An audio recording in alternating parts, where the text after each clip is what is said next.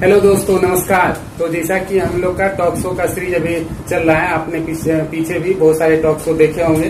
तो आज के टॉक शो में हमारे साथ खास मेहमान है अभिषेक सौरभ सर।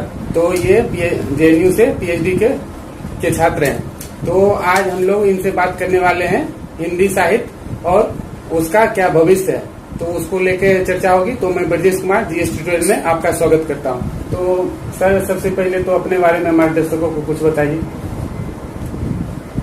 धन्यवाद ब्रजेश जी। आपने मेरा नाम तो बता ही दिया।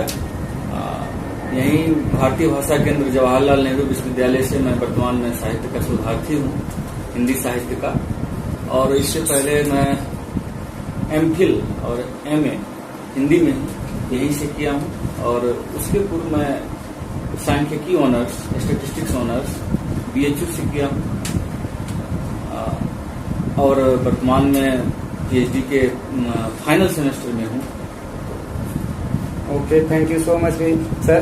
तो जैसा कि अभी भैया ने बताया कि इन्होंने स्टैटिस्टिक्स से ग्रेजुएशन BHU से किया था। तो ऐसे छात्र जिनको ये लगता हो कि उच्च शिक्षा में उन्हें अपना विषय पसंदीदा विषय चूज करना हो या जिस भी एरिया में इंटरेस्ट हो, अगर उन्होंने उसमें ग्रेजुएशन नहीं भी किया है तो वो भी भैया से एक प्रेरणा ले सकते हैं कि वो भी बाद में भी अपने रुचि के अनुसार फील्ड चुन के आप उसमें बेटर या बेस्ट अपना दे के अपना भविष्य संवार सकते हैं। तो भैया ने जैसे कि हिंदी साहित्य से JRF क्वालिफाई करके अभी यहाँ से PhD कर रहे हैं। तो हिंदी साहित्य में के बारे में बात करने से पहले हम लोग हिंदी भाषा को लेकर जो इंफीरियरिटी या कमतर भावना होती है हिंदी माध्यम के छात्रों या बहुत से प्रिजुडाइज विचार होते हैं बहुत से लोगों को, तो उसके बारे में पहले बात करना चाहिए। क्योंकि इतने सारे प्रयास किए जा रहे हैं मीडिया के द्वारा, सोशल मीडिया के द्वारा, सरकार के द्वारा, यहाँ तक कि हमारे प्रधानमंत्री भी हर जगह जाके हिंदी में ही बोलना प्रीफर करते हैं। फिर भी ऐसी क्या वजह है कि मतलब आज भी ये भावना हिंदी माध्यम के, चाहे वो प्रतियोगिता परीक्षा में हो या किसी कॉलेज में हो, तो या तो बोलने में हिचकिचाहट होती है या अपने आप को वो कॉन्फिडेंट फील नहीं करते हैं बात करने में। हिंदी भाषा अपने आप में जितनी समृद्ध भाषा है वो तो बेमिसाल है एक तरह से। और अगर आप हिंदी भाषी लोगों की संख्या के हिसाब से भी देखें तो आज दुनिया भर में जो हिंदी भाषी लोग हैं वो तीसरे नंबर पे आते हैं। तो आप यह भी देख रहे हैं कि हिंदी के पास एक इतनी बड़ी जनसंख्या है जो हिंदी को अपने रोजमर्रा के कार्यों में, अपने साहित्यिक कार्यों के लिए या अपने शोध कार्यों के लिए या अपने पढ़ाई लिखाई के लिए उसका वो प्रयोग करते हैं। यह तो एक बहुत अच्छी बात है, लेकिन वह भी एक सच्चाई है जो आपने कही कि हिंदी भाषी लोगों के मन में अभी भी कुछ कमतर होने का भाव रहता है। तो दरअसल ये एक हिंदी साहित्य के शोधार्थी के नाते मैं आपको बताऊं कि ये भाव हम लोग के मन में नहीं रहता है, क्योंकि हम अच्छे से जानते हैं कि हिंदी साहित्य में जो रचनाएं हैं या हिंदी साहित्य में जो नाटक हैं, उपन्यास हैं या कविता हैं, कहानी है, वो विश्व साहित्य से भी कभी कभी प्रभावित होते हैं। तो इसी तरह से विश्व साहित्य भी हमारी रचनाओं से प्रभावित होता है। तो इसीलिए यहाँ पे कमतर होने का कोई भाव नहीं। लेकिन ये जो समाज है और समाज में जो ये एक तरह से अब भारत के समाज में क्या है कि भारत एक लंबे समय तक अंग्रेजी सभ्यता के लोगों का, बाहकों का, मतलब अंग्रेजों का उपनिवेश रहा। तो कुल मिला के क्या हुआ कि भारत में सत्ता की भाषा अंग्रेजी हो गई। तो सिर्फ हिंदी ही नहीं, हिंदी के साथ अन्य जो भारतीय भाषाएं थी, तमिल, तेलुगु, मलयालम, कन्नड़, जो भी, या अपनी रीजनल मैथिली, मगधी, जो भी भाषाएं जो भारत की अपनी भाषाएं थी, अंगिका या अन्य आदिवासी भाषाएं भी थी, बहुत संथाली हो, मुंडा, ये सब चर्चा से गायब हो गए। चर्चा से गायब इसीलिए हो गए क्योंकि सत्ता पे अंग्रेजों की पकड़ थी, या अंग्रेजों के जो नजदीकी लोग थे वो भी एक तरह से अंग्रेज न होते हुए भी अंग्रेजी दान लोग थे। तो सत्ता की भाषा अंग्रेजी हो गई। जब अंग्रेज गए तो सत्ता परिवर्तन तो हुआ, हमारे लोग सत्ता में आए, लेकिन वहां भी सत्ता की भाषा मुख्य रूप से अंग्रेजी ही रही और ये बहुत वर्षों तक रही। आज भी सत्ता की भाषा अंग्रेजी ही है। मैं इसलिए आपको ये सब बता रहा हूँ क्योंकि हमको मुगालते में नहीं रहना चाहिए। मतलब जो हमारी अगली पीढ़ी है या जो हमारे लोग आपको याद होगा जब हम लोग बचपन में थे तो अंग्रेजी हम लोग के यहाँ ऑप्शनल के रूप में रहती थी 10th तक, है ना। उसका नंबर जोड़ा नहीं जाता, आज भी नहीं जोड़ा जाता। तो होता क्या था कि हम लोग 10th तो पास कर जाते थे, 12th कर जाते थे, लेकिन होता था कि अंग्रेजी को हम लोग साइड करके छोड़ते थे। और बाद में कब तक छोड़ के चलेंगे, शुतुरमुर्ग जैसा हाल हुआ, है ना। बाद में फिर हमको अंग्रेजी से तो लोहा लेना ही है, उससे तो हमको टकराना ही है। तो बेहतर ये है कि अंग्रेजी को भी ना सीख लिया जाए। अंग्रेजी वैसे भी हिंदी की आधी है ना। अगर हिंदी में 52 वर्णमाला है तो अंग्रेजी में 26 है। तो अंग्रेजी सीखना बहुत ही सिंपल है, बहुत ही सिंपल है। बस ये है कि उसके लिए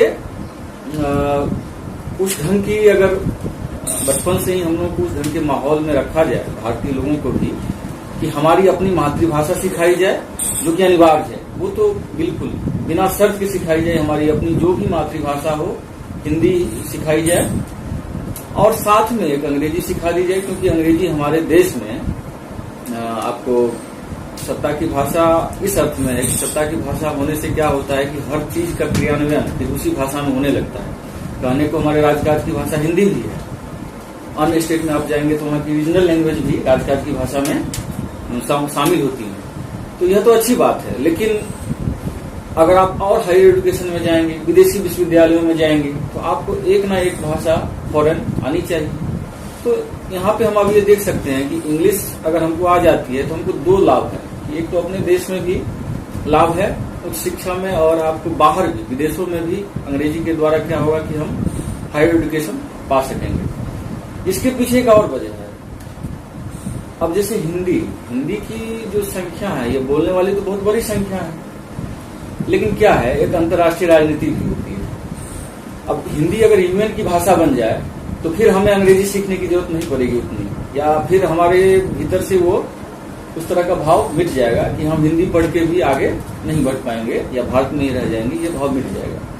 तो एक जो अंतर्राष्ट्रीय राजनीति का जो षड्यंत्र है कि कुछ खास भाषाएं ही उसमें शामिल हैं या कुछ खास देश ही शामिल हैं, अस्थायी सदस्य 5 ही आप जानते हैं, और भारत जैसे महत्वपूर्ण देश जो दुनिया के सबसे विशालतम लोकतंत्र हैं और हर नीति में, नियम में, सब कुछ में बेहतर करते हैं अन्य देशों की तुलना में, वो इस तरह की आवाज उठा रहे हैं कि दुनिया बदल गई, आप इसका एक्सपेंशन करिए। और जाहिर सी बात है कि अगर भारत वहाँ पे अस्थायी सदस्य बनते हैं यूएन में, तो हिंदी भी वहाँ पे एक भाषा के रूप में प्रविष्टि पाएगी, और फिर दुनिया की जो तीसरी सबसे विशालतम जनसंख्या द्वारा बोली जाने वाली भाषा है, उसको एक अलग ढंग से न्याय मिल पाएगा।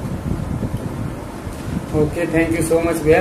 तो जिस तरह अभी भैया ने एक छोटे से सवाल को उसके पहले हिस्टोरिकल पर्सपेक्टिव दिया, फिर उसको पॉलिटिकल और एडमिनिस्ट्रेटिव तौर पे जो उसका किस तरह उसका जो डायमेंशन है, उसके बाद उसे इंटरनेशनल डायमेंशन से यूनाइटेड नेशन में स्थायी सदस्यता से जोड़ दिया। तो इससे आप भैया के नॉलेज के डेप्थ को आप समझ सकते हैं।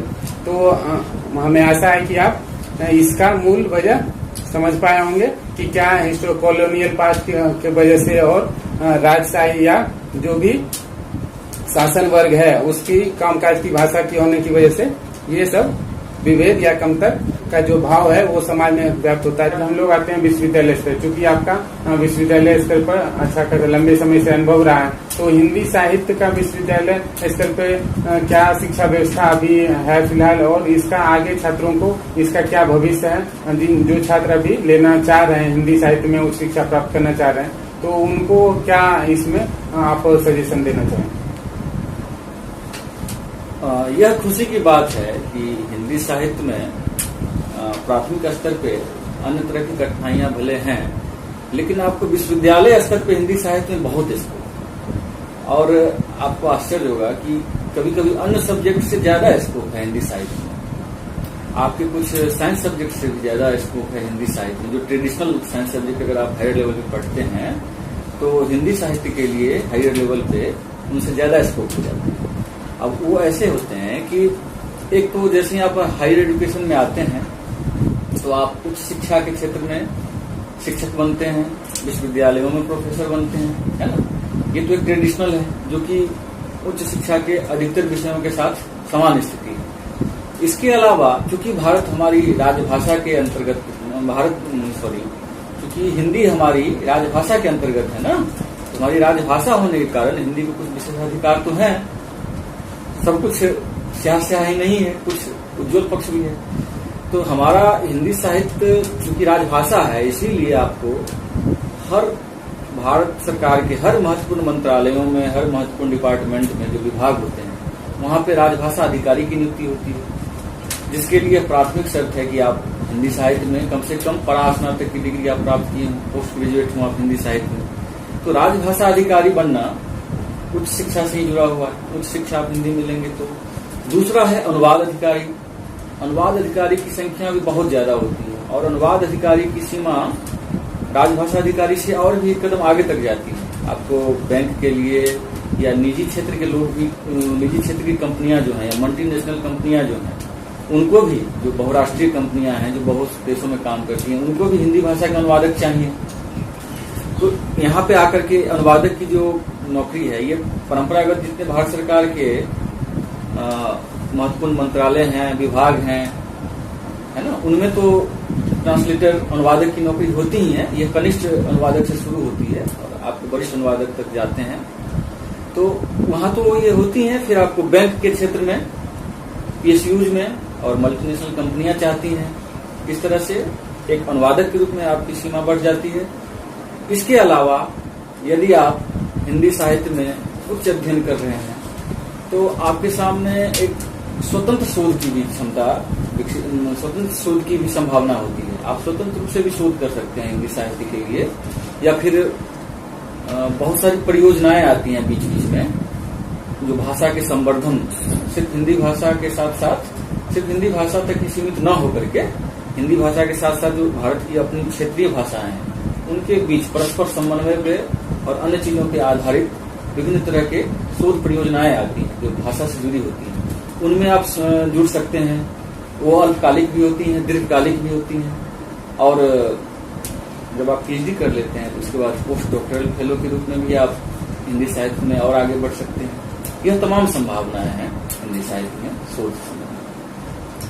Okay, thank you so much भैया। तो इस तरह भैया अभी जितने भी हिंदी को, साहित्य को लेके अगर किन्हीं के मन में ये, लेकिन शुरुआत में जो भैया साइंस से कंपेयर कर रहे थे तो उन्हें इसका किसी जो साइंस के व्यक्ति हैं इसका अलग मतलब नहीं निकालना चाहिए। यहाँ भैया का मतलब के कारण है। वो भैया का मतलब ये है कि जिन्हें साइंस में रुचि नहीं है वो जबरदस्ती जो लोग साइंस लेते हैं उन्हें हिंदी में भी ट्राई करना चाहिए।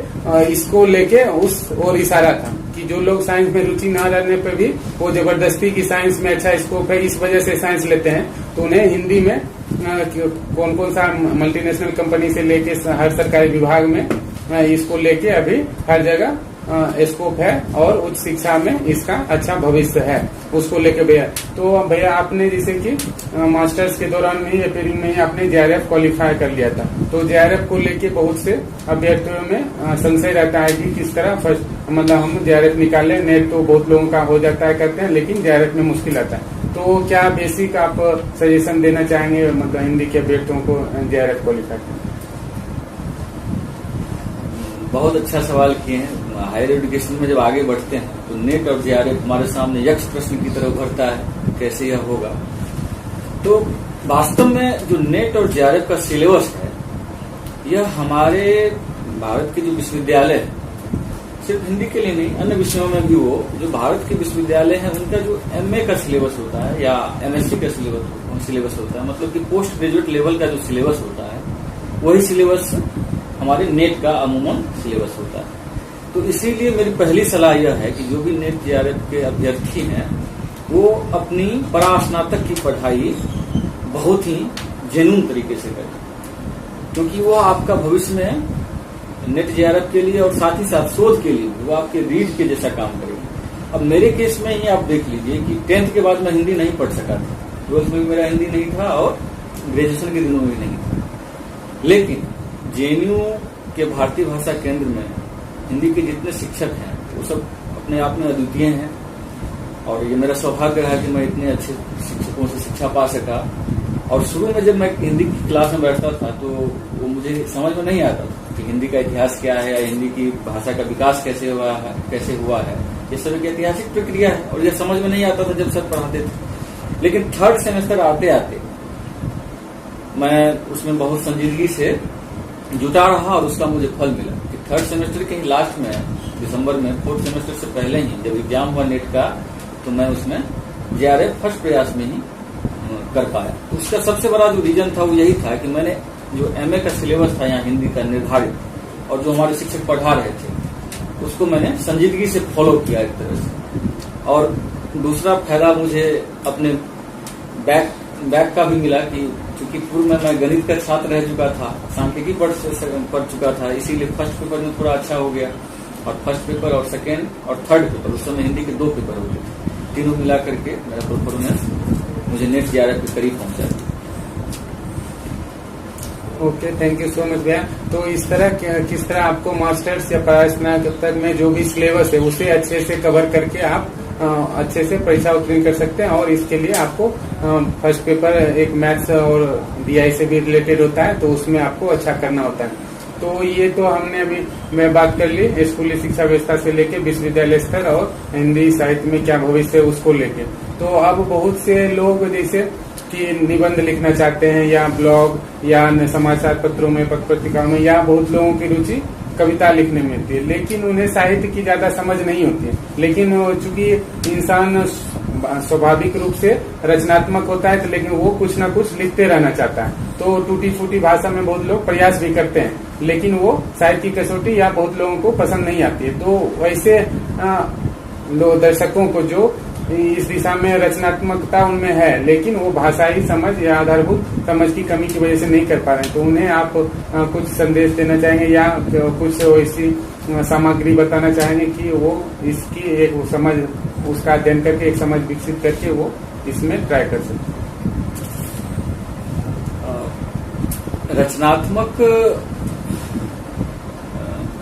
रचनात्मकता के लिए किसी भी तरह से आप यदि सृजन करना चाहते हैं, साहित्यिक सृजन करना चाहते हैं, तो ये गलत कंसेप्ट है कि लोग समझते हैं कि जो इस भाषा में बहुत पारंगत होंगे, जो उच्च शिक्षा में होंगे, वही रचना करते होंगे। ऐसा है नहीं दरअसल। ये रचनात्मकता के साथ एक अच्छी बात है। अगर आप उस अध्ययन में आना चाहते हैं तो जाहिर सी बात है कि आप उस भाषा के आचार्य हो जाएंगे, आप उस भाषा में बहुत ही प्रवीणता प्राप्त कर लेंगे। लेकिन रचनात्मकता के लिए तो आपके पास एक सहृदय चाहिए, आपके पास एक ऐसा हृदय होना चाहिए जिसमें कुछ अंकुरन हो।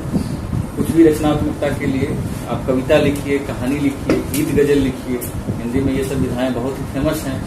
आप उपन्यास लिख सकते हैं जब आप उस पर ज्यादा अभ्यास करते रहेंगे तो। और दूसरी बात यह है कि जितने भी बड़े रचनाकार हुए हिंदी साहित्य में ही ले लीजिए, तो प्रेमचंद का ही नाम ले लीजिए, उनका नाम तो सब जानते हैं। प्रेमचंद जी जब शुरू में लिखते थे, प्रेमचंद की शिक्षा भी तो बहुत ज्यादा नहीं थी, हालांकि उन्होंने फिर भी स्नातक तक की पढ़ाई की उस जमाने में, लेकिन वो लिखते उससे पहले से थे। तो जब वो लिखते थे तो लिखने के दौरान उन्होंने कई बार ऐसा हुआ कि उन्होंने सैकड़ों पृष्ठ लिखे और उसको फिर उन्होंने दुनिया के सामने लाने का साहस नहीं हो सका, क्योंकि शुरू में आप हिचकिचाते हैं। तो उन्होंने, लेकिन उनका अभ्यास हो रहा था, उन पृष्ठों को उन्होंने लिखा, फिर उनको रद्दी में डाल दिया, लेकिन उनका वो अभ्यास हो रहा था। फिर उन्होंने कहानियां लिखी, छोटी कहानियां लिखी, और उन्होंने उपन्यास लिखा, उपन्यास सम्राट कहे जाते हैं। तो यह सब पे लागू होता है कि आप अगर रचनात्मकता की तरफ बढ़ना चाहते हैं तो आप अध्ययन तो करते रहिए, लेकिन आप उसके साथ साथ, हाँ, एक बात जरूर है कि आपको रचनात्मक होने के लिए भाषा की आधारभूत समझ होनी चाहिए। उसका जो अल्फाबेट है उसकी सही से आप उसका व्याख्या समझ सकें, उसका प्रयोग कैसे है, क्या है, जो बेसिक चीज है उतना अगर आप जान रहे हैं और आपके पास एक संवेदनशील हृदय है, आप जो सामाजिक मुद्दे हैं, साहित्य समाज से जुड़ा हुआ है, जो सामाजिक मुद्दे हैं या जो भी आपके अंदर प्रस्फुटन हो रहा है, उसको फिर आप अच्छे से कलमबद्ध कर सकते हैं, तो आप रचनात्मकता के क्षेत्र में आगे बढ़ सकते हैं। यहाँ पे एक है आलेख लिखना। आलेख लिखने के लिए आपको अध्ययन भी चाहिए, अच्छा अध्ययन चाहिए, क्योंकि उसमें आपको आप कहाँ से क्या ग्रहण कर रहे हैं उसके लिए आपको उसका संदर्भ भी देना चाहिए, संदर्भ भी देना होता है। तो आप जितना पढ़े होंगे आलेख तो आप उतना ज्यादा बेहतर लिखेंगे। लेकिन अगर आप उपन्यास, कहानी, कविता, संस्मरण या मतलब सामान्य निबंध लिखना चाहते हैं तो इसके लिए आपके अनुभव की पूंजी बहुत है और भाषा का सामान्य ज्ञान बहुत है। अभी एक हल्धर नाग हैं, अभी बहुत फेमस हुए हैं हाल ही में, वो एक क्षेत्रीय भाषा के, उड़ीसा के हैं, क्षेत्रीय भाषा के वो रचनाकार हैं और वो अशिक्षित हैं, मतलब उनकी स्कूली शिक्षा नहीं है, लेकिन उनको वो भाषा आती है और उस भाषा में उन्होंने करीब 1 दर्जन पुस्तकों की रचना की है। तो आप रचनात्मकता को देख सकते हैं कि रचनात्मक होने के लिए हिंदी साहित्य में ही जो बहुत महान रचनाकार हुए, लोग पीएचडी कर लेते हैं लेकिन बहुत बड़े रचनाकार तो नहीं बन पाते हैं। पीएचडी तो हजारों लोग किए, लेकिन जो प्रेमचंद लिख गए, जो फणीश्वरनाथ रेणु लिख गए या जो निराला लिख गए, तो वो अपने में मायने रखता है। Okay, thank you so much भैया। तो अभी भैया ने अपने अनुभव आपसे साझा किया, जो कि बनी बनाई रटी रटाई किताबी ज्ञान से अलग भी, कि वो बहुत से संगोष्ठी और सेमिनार कॉन्फ्रेंस में जाते हैं तो और शोध में उन्होंने जो ज्ञान अर्जित किया, तो उसके यहाँ पे जो उन्हें ये अनुभव हुआ कि इसके लिए हिंदी साहित्य में रचना के लिए या किसी भी साहित्य में रचना के लिए आपको उसमें उच्च शिक्षित होना जरूरत नहीं है। एक आप में रचनात्मकता